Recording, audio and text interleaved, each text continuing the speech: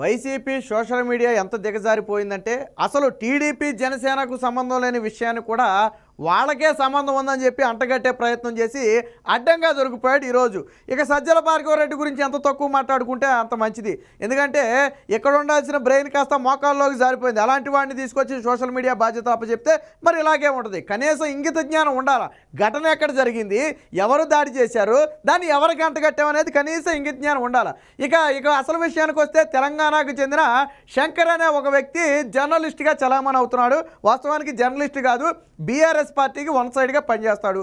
సరే, ఏదైనప్పటికీ అతని మీద దాడి జరిగింది. దాడిని అయితే ఖండిద్దాం.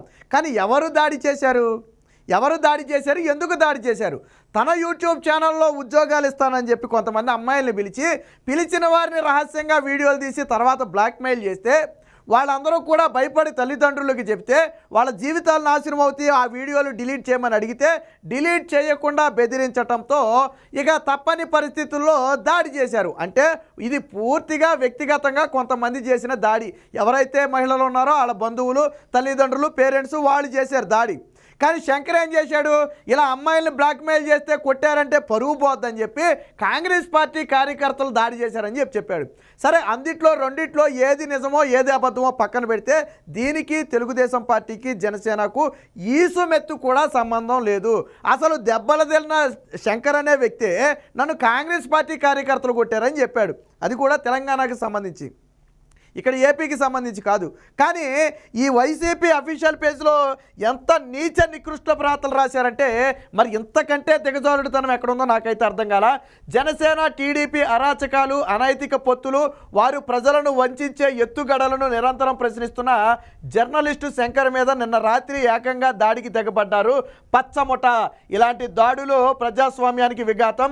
ఎల్లో మీడియా చేసే అరాచకాలను ప్రశ్నిస్తే తట్టుకోలేక జర్నలిజం మీద ఇలాంటి దాడులు చేస్తున్నారంట. దాడుల గురించి మీరు మాట్లాడటం ఏంట ఏబ్రాసి వదవల్లారా?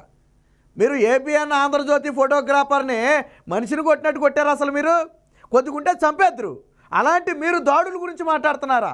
అలాంటి మీరు ప్రజాస్వామ్యం గురించి మాట్లాడుతున్నారా? అలాంటి మీరు పత్రికా స్వేచ్ఛ గురించి మాట్లాడుతున్నారా? అలాంటి మీరు జర్నలిజం విలువల గురించి మాట్లాడుతున్నారా? చూస్తే నోటితో ఊరు ఇంక దేంతోనో వస్తారు మొహం మీద.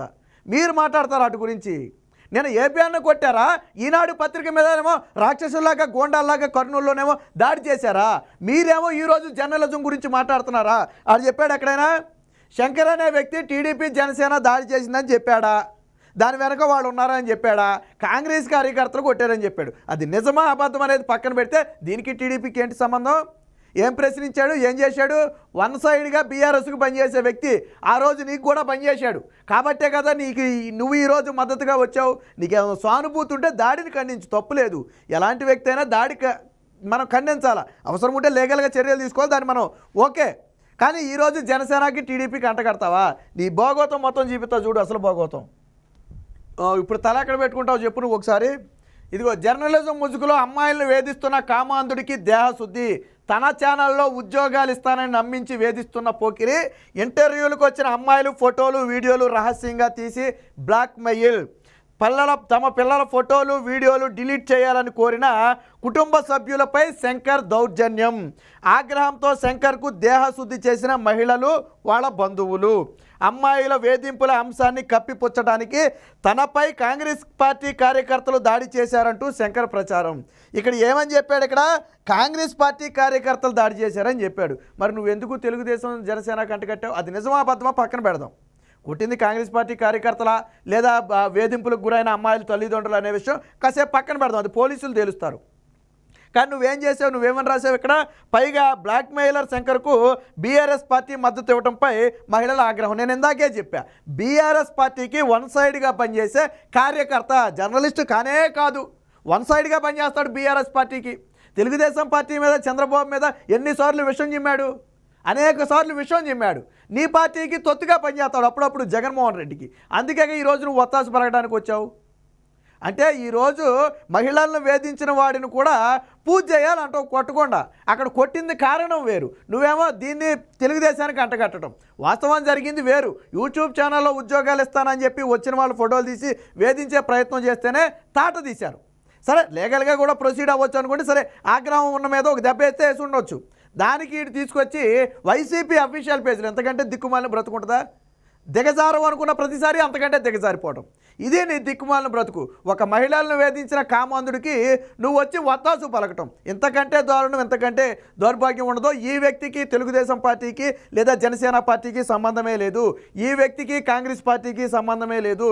దాడి చేసిన వారు గతంలో వేధింపులకు గురైన మహిళల బంధువులు, తల్లిదండ్రులు మాత్రమే దాడి చేస్తే, ఎప్పుడు నేనే ఉన్నానండి, నన్ను ఒక అమ్మాయిని నడిపించాను, వాళ్ళు వచ్చి కొట్టారంటే ఎలాగుంటుంది? అప్పుడు నేనేం చేస్తా? నేను ఇలా మాట్లాడుతున్నాను కాబట్టి నచ్చని వాళ్ళు వచ్చి కొట్టారని చెప్పాలా? అప్పుడు కదా టాపిక్ డైవర్ట్ అయ్యేది. అందుకనే ఇలాగ అమ్మాయిలు వచ్చి కొట్టారు, అమ్మాయిల బంధువులు వచ్చి వేధిస్తే కొట్టారని చెప్తే పరువు పోద్దని కాంగ్రెస్ పార్టీ కార్యకర్తలు కొట్టారని వాళ్ళ అపవాద. నువ్వేం బీకేమని కొడతారు నిన్ను వచ్చి?